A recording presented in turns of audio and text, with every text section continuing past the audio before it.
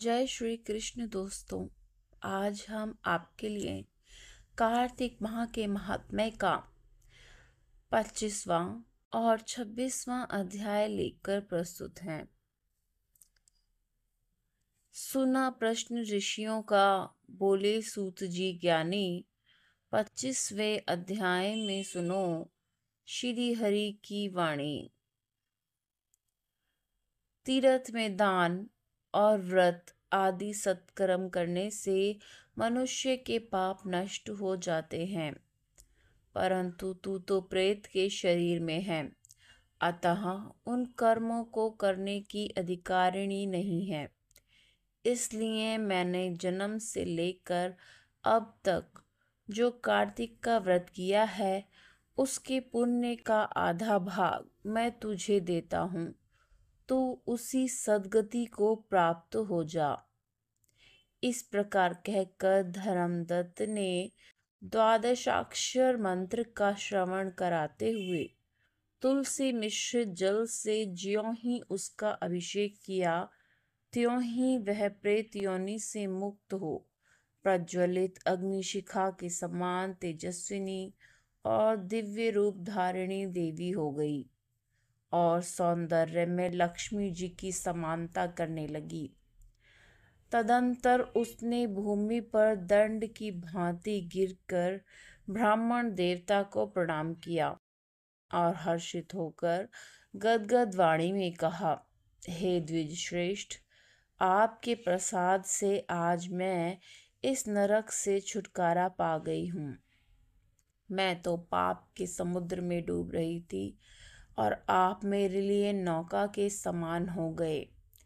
वह इस प्रकार ब्राह्मण से कह रही थी कि आकाश से एक दिव्य विमान उतरता दिखाई दिया। वह अत्यंत प्रकाशमान और विष्णु रूपधारी पार्षदों से युक्त था। विमान के द्वार पर खड़े हुए पुण्यशील और सुशील ने उस देवी को उठाकर श्रेष्ठ विमान पर चढ़ा लिया। तब धर्मदत्त ने बड़े आश्चर्य के साथ उस विमान को देखा और विष्णु रूपधारी पार्षदों को देखकर साष्टांग प्रणाम किया। पुण्यशील और सुशील ने प्रणाम करने वाले ब्राह्मण को उठाया और उसकी सराहना करते हुए कहा, हे द्विज श्रेष्ठ, तुम्हें साधुवाद है, क्योंकि तुम सदैव भगवान विष्णु के भजन में तत्पर रहते हो, दीनों पर दया करते हो, सर्वज्ञ हो तथा भगवान विष्णु के व्रत का पालन करते हो।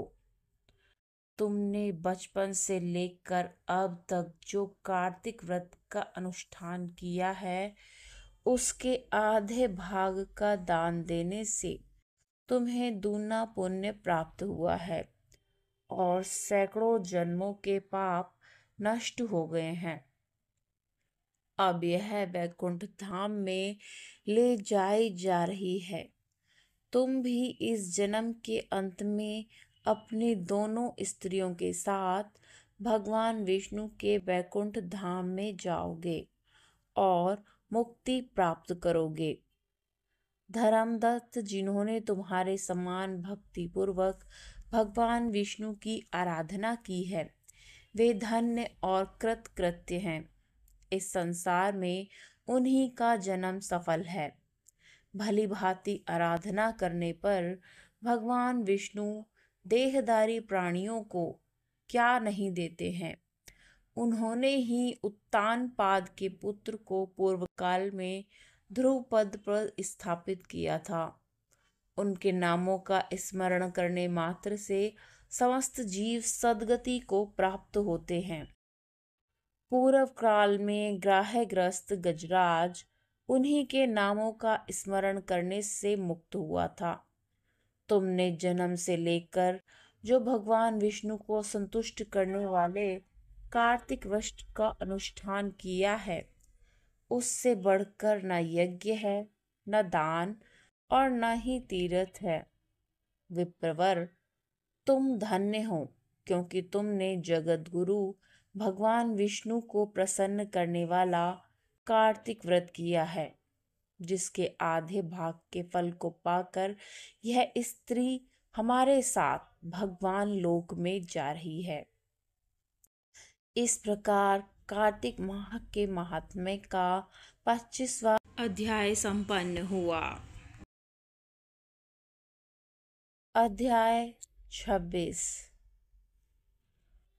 कार्तिक मास महात्म्य का 26वां अध्याय। श्री विष्णु की कृपा से आज तुमको रहा सुनाए। नारद जी बोले, इस प्रकार विष्णु पार्षदों के वचन सुनकर धर्मदत्त ने कहा, प्रायः सभी मनुष्य भक्तों का कष्ट दूर करने वाले श्री विष्णु की यज्ञ, दान, व्रत, तीर्थ सेवन तथा तपस्याओं के द्वारा विधि पूर्वक आराधना करते हैं। उन समस्त साधनों में कौन सा ऐसा साधन है जो भगवान विष्णु की प्रसन्नता को बढ़ाने वाला तथा उनके सामीप्य की प्राप्ति कराने वाला है। दोनों पार्षद अपने पूर्व जन्म की कथा कहने लगे। हे द्विज श्रेष्ठ, आपका प्रश्न बड़ा श्रेष्ठ है।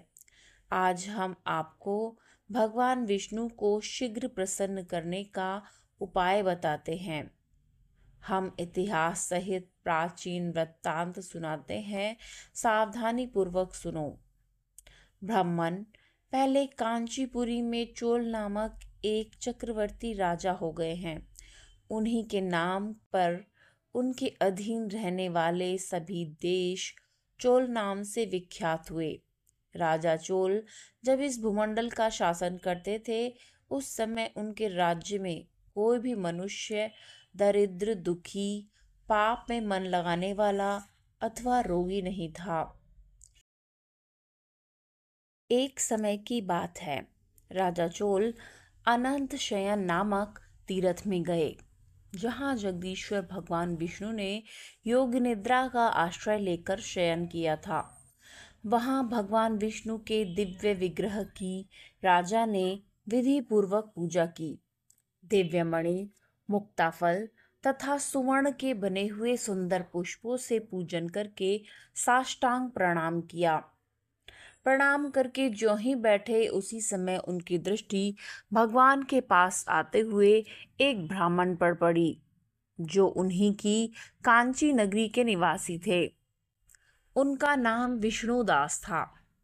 उन्होंने भगवान की पूजा के लिए अपने हाथ में तुलसी दल और जल ले रखा था। निकट आने पर उन ब्राह्मण ने विष्णु सूक्त का पाठ करते हुए देवाधिदेव भगवान को स्नान कराया और तुलसी की मंजरी तथा पत्तों से उनकी विधिवत पूजा की। राजा चोल ने जो पहले रत्नों से भगवान की पूजा की थी, वह सब तुलसी पूजा से ढक गई।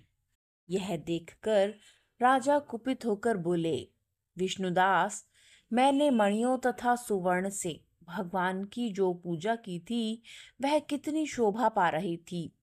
तुमने तुलसी दल चढ़ाकर उसे ढक दिया। बताओ, ऐसा तुमने क्यों किया? मुझे तो ऐसा जान पड़ता है कि तुम दरिद्र और गंवार हो, भगवान विष्णु की भक्ति को बिल्कुल नहीं जानते। राजा की यह बात सुनकर द्विजश्रेष्ठ विष्णुदास ने कहा, राजन, आपको भक्ति का कुछ भी पता नहीं है। केवल राजलक्ष्मी के कारण आप घमंड कर रहे हैं। बतलाइए तो, आज से पहले आपने कितने वैष्णव व्रतों का पालन किया है? अब नृपश्रेष्ठ चोल ने हंसते हुए कहा, तुम तो दरिद्र और निर्धन हो। तुम्हारी भगवान विष्णु में भक्ति ही कितनी है। तुमने भगवान विष्णु को संतुष्ट करने वाला कोई भी यज्ञ और दान आदि नहीं किया, और ना पहले कभी कोई देव मंदिर ही बनवाया है। इतने पर भी तुम्हें अपनी भक्ति का इतना गर्व है। अच्छा, तो ये सभी ब्राह्मण मेरी बात सुन ले। भगवान विष्णु के दर्शन पहले मैं करता हूँ या यह ब्राह्मण, इस बात को आप सब लोग देखें। फिर हम दोनों में से किसकी भक्ति कैसी है, यह सब लोग स्वतः ही जान लेंगे। ऐसा कहकर राजा अपने राजभवन को चले गए। वहां उन्होंने महर्षि मुद्गल को आचार्य बनाकर वैष्णव यज्ञ प्रारंभ किया। उधर सदैव भगवान विष्णु को प्रसन्न करने वाले शास्त्रोक्त नियमों में तत्पर विष्णुदास भी व्रत का पालन करते हुए वहीं भगवान विष्णु के मंदिर में टिक गए।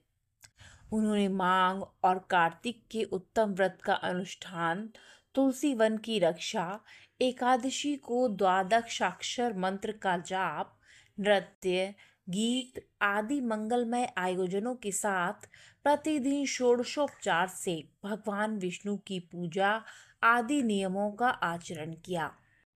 वे प्रतिदिन चलते फिरते और सोते हर समय भगवान विष्णु का स्मरण किया करते थे। उनकी दृष्टि सर्वत्र सम हो गई थी। वे सब प्राणियों के भीतर एकमात्र भगवान विष्णु को ही स्थित देखते थे। इस प्रकार राजा चोल और विष्णुदास दोनों ही भगवान लक्ष्मीपति की आराधना में संलग्न रहते थे। दोनों ही अपने अपने व्रत में स्थित रहते थे और दोनों की ही संपूर्ण इंद्रियां तथा समस्त कर्म भगवान विष्णु को समर्पित हो चुके थे। इस अवस्था में उन दोनों ने दीर्घ काल व्यतीत किया। इस प्रकार कार्तिक माह के महात्म्य का 26वां अध्याय संपन्न हुआ। जय श्री हरि, जय श्री हरि। सधन्यवाद।